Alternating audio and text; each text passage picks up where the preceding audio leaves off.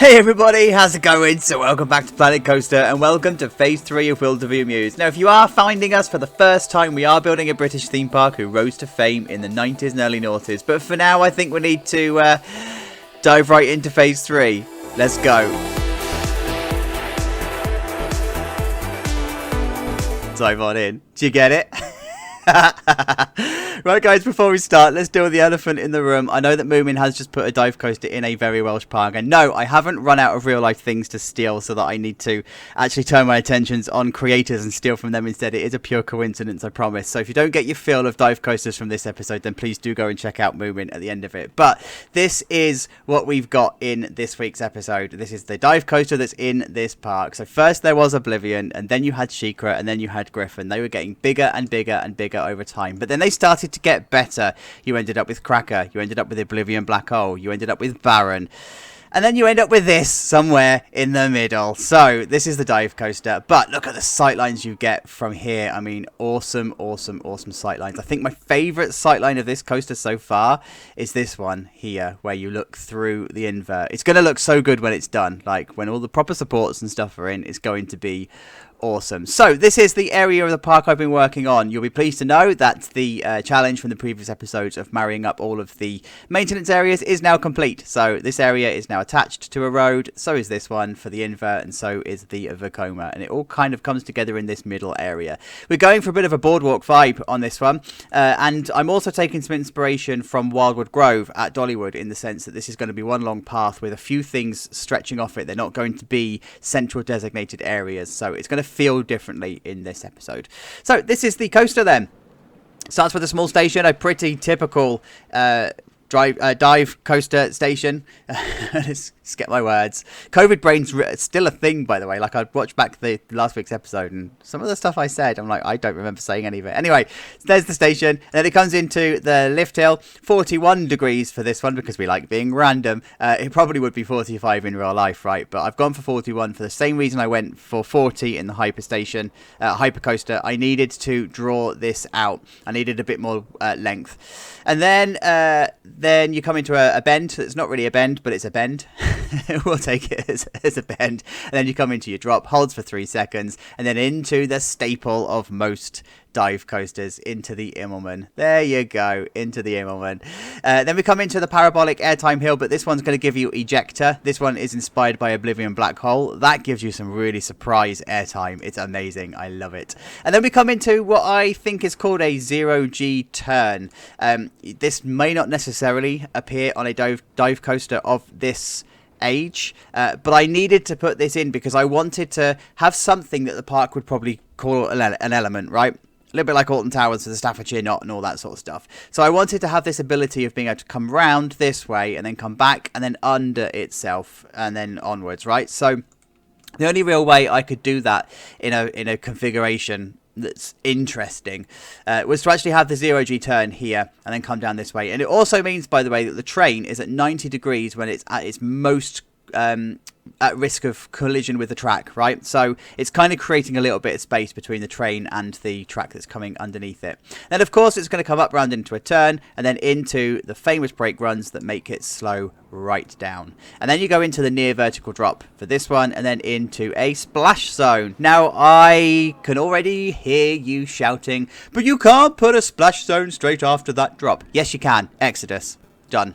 And then we're going to come around into this so shady, come around into this turn here. This is just to kill the speed of the drop, and then it comes around this way and over the top of the path into the final brake run here, and then you've got the maintenance area that's sitting here. So we've got some supporting rides in this area.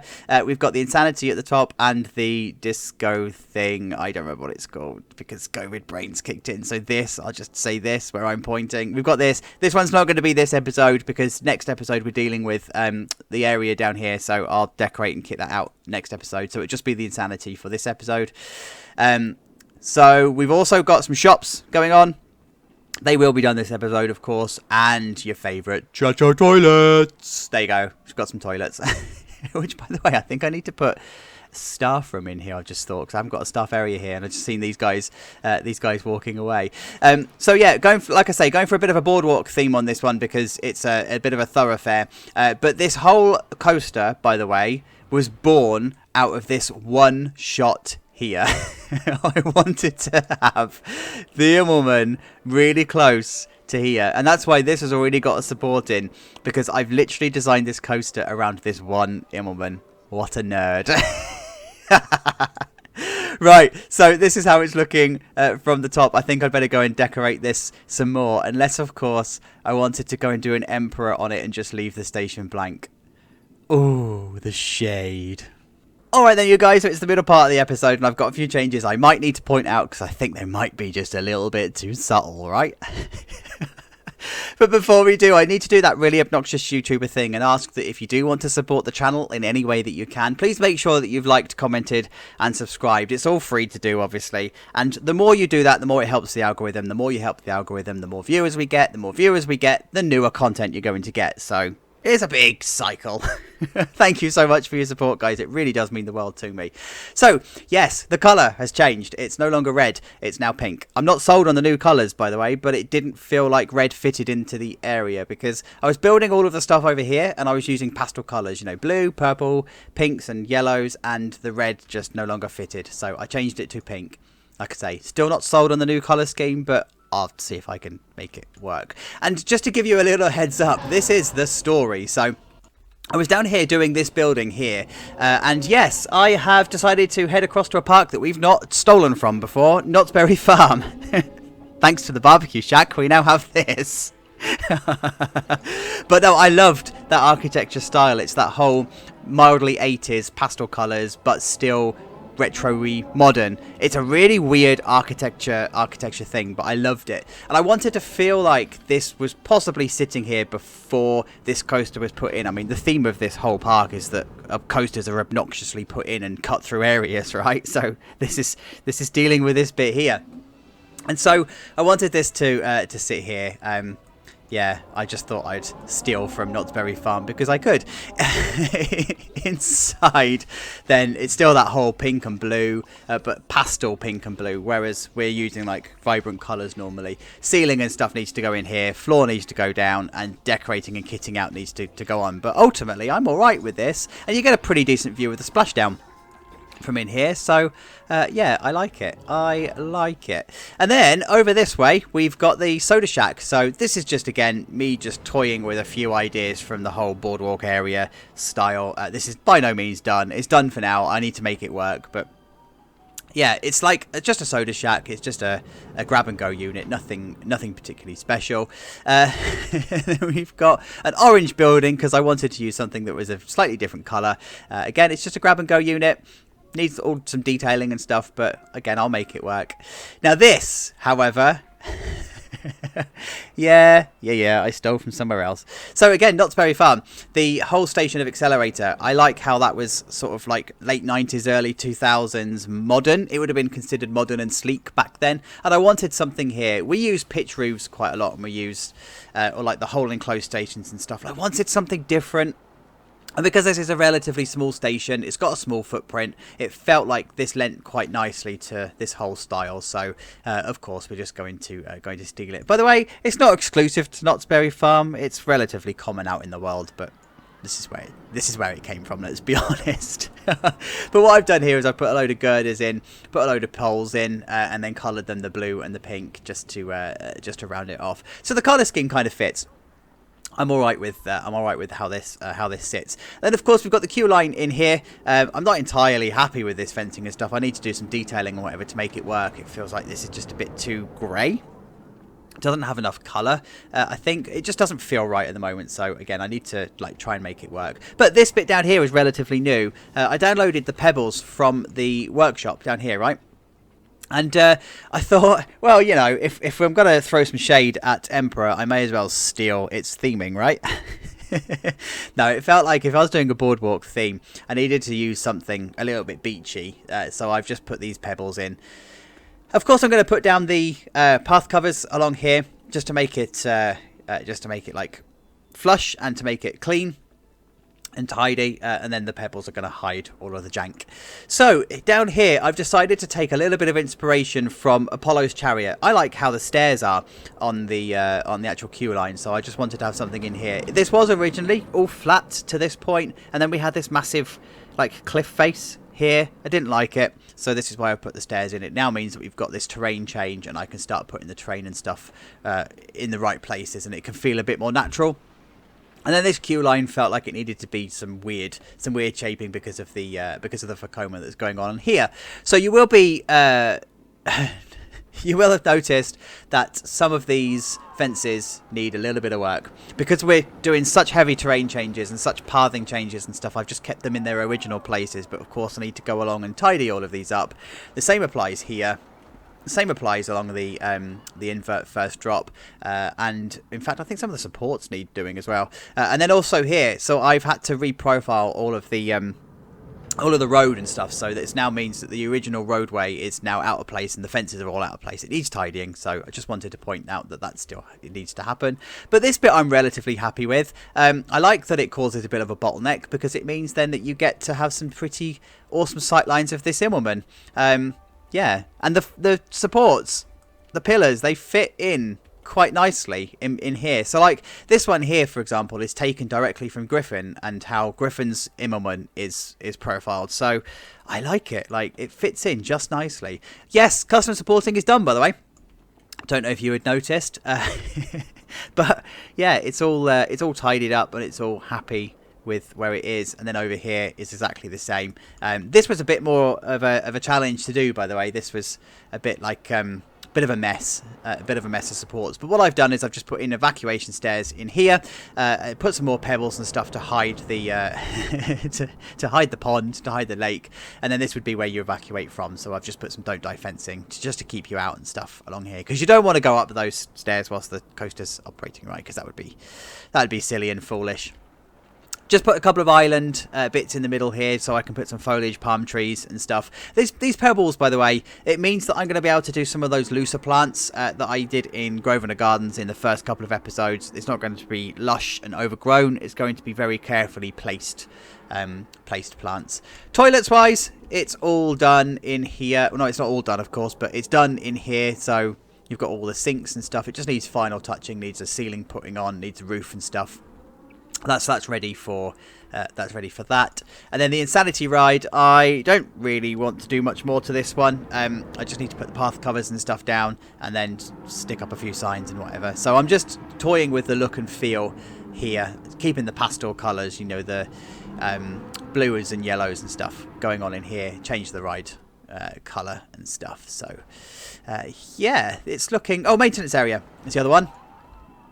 There we go. So this is the maintenance area. I have decided to keep it on view to the public, but I've just put these metal bits up along here just to obscure the sightline slightly. This is actually coloured green because I wanted it to feel like it was a little bit faded, and this blue, this jade, would actually go a little bit green when it's faded. So that's what I've done here. And then, of course, you've got the blue tread plates down here, the pink track coming through, and then this is the transfer track here with the concrete underneath, and I need to just tidy up and do all of the loose stuff in here. So this is how it looks from the top from this side. When you see it next, it'll all be done. I'll see you in a minute. Oh, I tell you what, you guys, this week really tested my patience and my creativity to the point where I was nearly going to give up. But that shot right there makes it totally worth it. It's all come to life. The colour scheme worked out. The buildings look awesome. The area has come together. Foliage has made it come to life. All the cliches are out to play. And do you know what? This is how it sits on the sight line. And I quite dig it. Like, I think I prefer it to the red, you know. And given that it was all designed around this one Immelman, like everything around it was just that one Immelman, I think it turned out all right, you know. So we have no name, by the way, because I'm filming all of these out of sync because of COVID and stuff. So I will just do some kind of round robin and we'll get all the names together. But yeah, no name for this one yet, but this is the shot. This is like the money shot. This is what made it all worth it. Just that final bit into the splash zone. Are you ready? Are you ready? One more time. You are. What? Yes. Right, let's stop dilly-dallying around. Let's actually show you some stuff. We'll start over here. So this is the restaurant. There we go. This is the restaurant. I've called it Spikes. I did make a promise to Spike that as a thanks for doing so many signs and stuff for me for this park, I was going to do something. We had originally talked about the restaurant we were going to put in, but I don't think I'm going to get a chance to do it, so I've done this one instead. But I've done the pink neons, and it now fits amazingly. This whole boardwalk theme, by the way, is actually quite fun to do. Like, yeah, this building still needs a little bit of touching up, and that's because I need to do the coaster that's coming down the bottom here first, right? But the actual theme itself, this whole pastel colour stuff, is quite fun to work with. And these are just desk plants that I've grabbed off the workshop. They're Thememaker's Toolkit, but they just look so good. And this is the technique I did in Grosvenor Gardens. And it's just, it just gives you this idea of a really well-kept flower bed that pops through pebbles and stuff. It's not overgrown, it's not unkempt, and it's actually a different style to what we've done elsewhere. So you'll see all of this being used in quite a few places in a moment, particularly the queue line when the queue line comes together. Inside here, I've just done a little bit of work just to make it come to life. I've forgotten to put one of the billboards on mute, so that's what you can hear in the background. But we've put like booths and stuff in, and we've got some breakfast bars and whatever going on. So yeah, I'm digging this so far. This is looking all right, you know. Then we walk out into the main area, so we walk underneath the covers. So yes, I've just put some track covers and stuff underneath here. They are the right height. So we're good to go, and then we walk past the splash zone. Oh, there's not a train coming. I haven't timed this very well. Oh well, never mind. But this is the main plaza. I wanted this to be a long, thin area. I didn't want this to be a wide, fat area like we've done with some of the other places. So the soda shack is nicely done. Just a bit of touching up work. I wanted to be a little bit obvious with the boardwalk theme, so there's a couple of surfboards and stuff, and I'm playing the music in the background is from the Cars. It's the closest we've got to in-game music that sounds surfy without me going online and finding a piece of copyrighted music and stuff, so it'll do, you know. It's done. So this is how the maintenance shed is looking. It just doesn't look too bad, does it? It's like not too imposing. It's just there. You know it's there. You don't really know what it's there for, but it's part of the sightline. And then Muncho. Oh, what have I called it? Muncho. No, Muncho. Oh, I called it something. It was clever at the time. Not so clever when it comes to say it. Mucho Muncho, I think, was what I had in my mind. Oh man, I should just not do this sort of stuff. Anyway, this has come together quite nicely. It's just really simple. It's just a grab and go unit. It's like all of the stuff. But the reason I wanted to show you that was because so we can come in here and show you the maintenance area. So it's got all of the clutter at the back here, all the clutter up here. It's got the access points and stuff down this way, and now all of the fences and stuff are all fixed and all where they should be. Likewise, all of the fences along here are now all fixed up to this point. Obviously, the terrain's going to be changing down here, so I've not done the fences down there. And I've fixed all of the fences along here, all along here, and I've also done the fences, you can't see them, but they're all along here and all down here. So everything is now tidy, everything is now as it should be. Now the station, I wanted to show you from this side, because this is what made me fall in love with the station. I was struggling with this because it was so cold and so bland and so... But this view has made it come to life. This is pretty much how I thought it was going to look, especially with the blue popping through. And the queue line now has its path covers down, so it's now a nice seamless transition with brick. And then you've got this flower bed effect again, where I've used all of the desk plants from the Thememaker's Toolkit just to kit it out. Now, like, you're used to me doing the flower beds and them being properly overgrown and proper like going for it with colour and stuff, and this is something different. I wanted this to be different. Remember, we're in a scenario called Untamed Wilderness, and we can't keep using the same style, or we shouldn't keep using the same style. But I like this queue, right? It's cool. And then what I've done is I bought the railings and stuff from the station down here, and then the queue line just continues down this way. And I've not put the pebbles down here. I wanted to have this almost like it's an overflow queue, so they could close this off here if they needed to, and then they open this during busy periods. So the station itself just a bit of touching up going on. So the fine details, you know, like the push points and the baggage hold and signs and lights and stuff. Oh yeah, I stole it all from Knott's Berry Farm. I'm not even gonna lie, it's stolen. But if it works, it works. So shush. So coming in here then, I didn't show you in here before because it looked terrible. Like, it was horrible. Now it looks alright. It's passable. It's the photo unit, so you've seen all of this before, but it's doubling up as a bit of a gift shop, so I just wanted to put some stuff on the walls, and just, yeah, general clutter and things going on. I've just noticed I've got a little bit of tidying up to do. And so I've got a snagging list, so I've just added some stuff in my head to the snagging list. Plaza area. This, yes. Like, just yes. That's all I can say on it. Like, I wanted it to feel really open. There's going to be stuff going on in the background here in future episodes, so I wanted this to be open. I didn't want it to be claustrophobic like the other plazas, and I wanted to have this feature in the middle. I had trees and stuff in here, and I've actually decided just to let the area breathe, take them all out, and just have plants. And it looks better because you can look through and you can see the splash zone over here. You get a pretty decent view of the zero G turn, and you also then get a pretty decent view of the turnaround. You get a decent view of the insanity, and if you look back this way, you then get a decent view of the Immelman and the first drop. So toilets wise, I have done the toilets, slightly different textures and stuff on here. Again, I just wanted this to be a bit of a beach shack style going on, so that's why we've got surfboards, because it's not surf and boardwalk without surfboards, right? And then inside the toilets, whoop, there we go. Oh, guys, the camera's really tough to control now. So there we go. Inside the toilets, all the usual gubbins and stuff going on here. I wanted this to be really badly placed, like as if there was an advert and they've just put a vending machine in the front, because that's how they would do it. Female toilets are exactly the same sort of get up. And then this is how it looks from the outside. I dig it, right? It's looking all right. It's looking pretty decent. Just a note on this flower bed. I wanted this to be open. Like, I could have fenced this off or had it as a wall or whatever, but I wanted there to be a bit of an open space. Like I say, the general theme of this park so far has been like cram as much nature and as many trees as you can into the area. But I'm going against that. Like, I really just don't want to. I just don't want to overdo it too much. So I put a picnic area over this side, lots of picnic benches and stuff. It's not conflicting with the track, so you're okay. It's actually sitting nicely in the middle, so there's the track either side. You got no risk of stuff hitting you whilst you're down here. And then this bit over here, I've just put some extra signs and stuff up. So this is the evacuation point from the final brake run. And then this is just looking this way into the view of the... have we got one coming? I don't think we do. Do we?